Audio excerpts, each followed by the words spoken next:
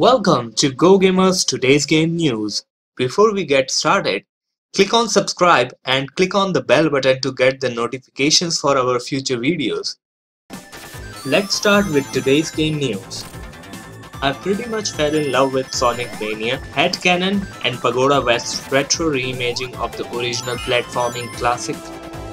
When it dropped its first proper footage in September, it since continued to impress, and while originally scheduled to land this spring, it's now being pushed back till summer. As reported by Siliconia, publisher Sega made the announcement at this week's SXSW conference in Texas, however didn't expand beyond confirming the delay. What they did was appease disappointment slightly by teasing another snippet of new footage.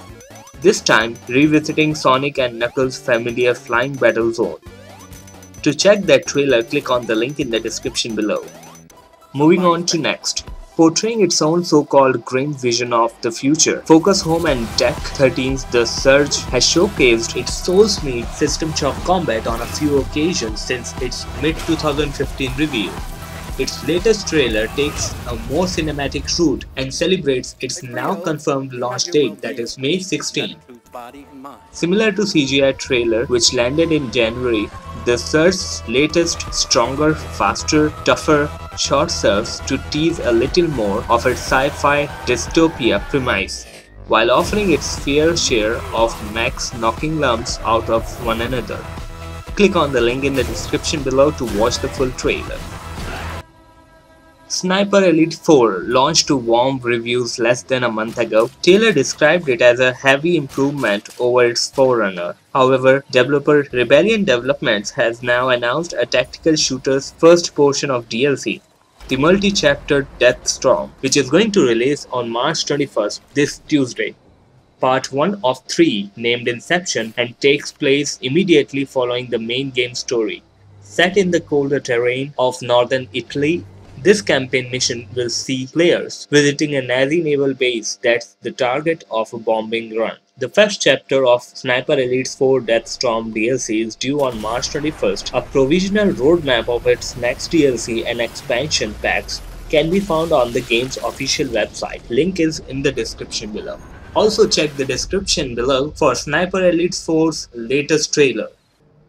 Mass Effect Andromeda won't be out for a few more days, but it's already taken a beating far and wide on the internet.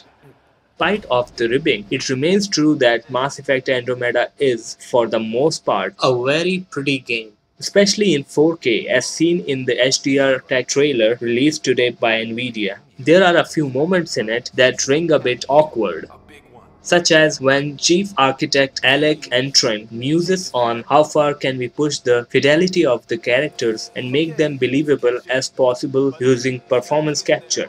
Mass Effect Andromeda will be out on March 21st in North America and March 23rd in Europe.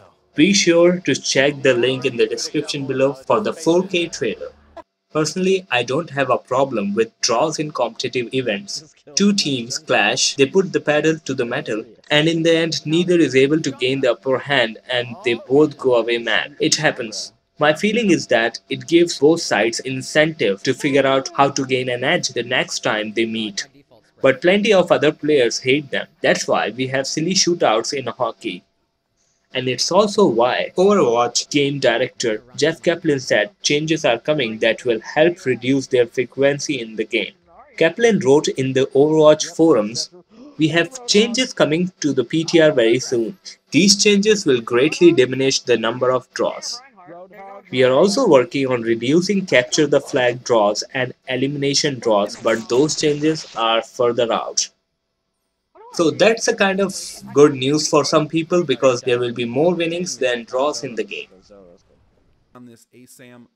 A goal of reclaiming territory in Fallout 4 is a noble one, and the concept of building safe and reliable settlements can make you feel like you are having a positive impact on the world. On the other hand, building multiple settlements is very difficult since you and you alone are responsible for the placement of every single wall, window, door, and stick of furniture.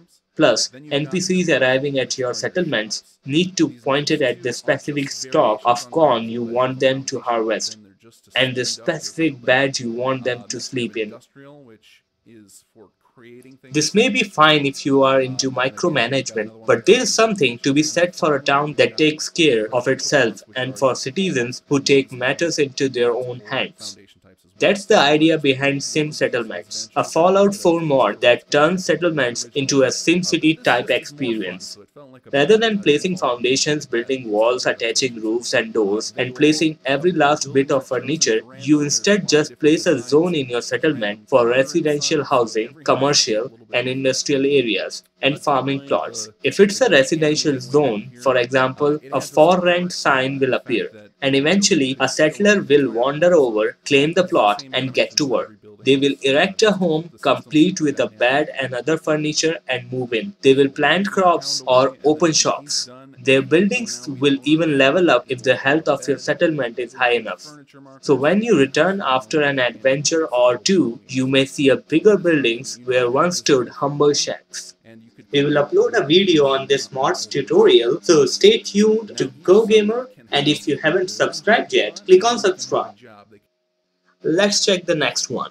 Overwatch game director Jeff Kaplan mentioned earlier this week in Reddit AMA that Blizzard had some changes in mind for the support hero, Lúcio. It turns out we will see those changes sooner rather than later, as a new build of Overwatch public test realm just went live. According to a developer comment, Lúcio has often felt like a must-pick due to his raw healing output and the versatility of providing a speed bonus to your entire team. The goal of these changes is to keep those elements feeling strong, but making them harder to apply to everyone on your team at all times. The biggest changes came to Lucio's crossfade ability. The song's area of effect radius has been decreased from 30 to 10 meters. A temporary in-game visual that is only visible to Lúcio and his teammates has been added to illustrate this radius. To compensate for this decrease in radius, the healing per second of heal song has been increased by 50%, both under regular and amplified it up circumstances. In the line with that, the radius of Lucy's ultimate sound barrier has been reduced from 30 to 20 meters. However, it will be easier for Lúcio to get into position and stay alive, as he will now have his movement speed increased by 30%. While wall riding, as well as receive a small burst of speed when leaping off a wall. Lastly, Lúcio primary weapon Sonic Amplifier has had a projectile speed increased from 40 to 50. Its alternate fire, affectionately referred to simply as Boop, also now considers vertical orientation when knocking targets back. For these modifications, Blizzard said, Lúcio should feel stronger with the teams that he can stay close to, but not as strong when on teams with heroes that are often spread out. These changes are available for testing now on Overwatch PTR. As always, they are still subject to change, but no matter what, it looks like big things are on the way for the Brazilian DJ. That's all for today. If you like this video, let us know by clicking on like button. And if you haven't subscribed yet, click on subscribe for more similar videos. Thanks for watching, and bye bye, have a good day. Friendly Titan attacking your target.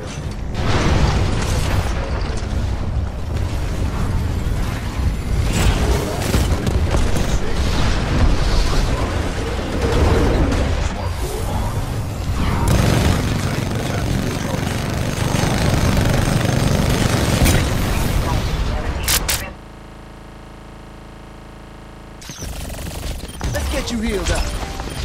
Go time. Push on. Hey.